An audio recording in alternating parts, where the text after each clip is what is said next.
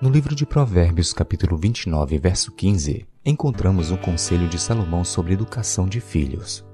A vara e a repreensão dão sabedoria, mas a criança entregue a si mesma envergonha sua mãe. O sábio descreve uma criança que vive sozinha, guiada pelos seus próprios instintos, entregue a si mesma.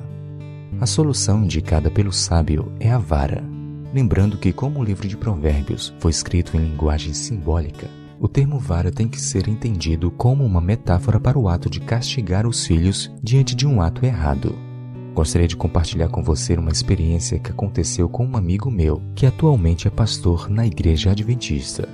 Seu pai, com muita sabedoria, lhe ensinou uma lição que o marcou pelo resto da vida.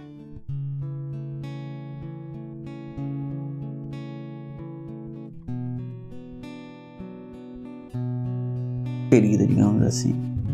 Um dia eu estava no supermercado, meu pai fazendo compras com minha mãe, e de repente me deparei com uma borracha branca e verde. E eu invoquei que eu queria aquela borracha branca e verde, né? Comecei a pedir pro meu pai, por favor, pai, me dá essa borracha. Ela é da cor que eu quero, da cor que eu gosto e tal. E meu pai falou assim, não vou te dar essa borracha, porque você já tem borracha, não precisa de borracha. Só que quando eu fui devolver aquela borracha, veio uma coisa no meu coração assim, poxa, eu podia ficar com essa borracha. E ali por algum tempo eu fiquei pensando nessa possibilidade e finalmente coloquei a borracha dentro da minha calça, escondendo ali a borracha para levar para ficar com a borracha, que eu queria muito a borracha. E finalmente um dia eu cheguei da escola e abri a gaveta e levantei as camisas, só que a borracha não estava ali.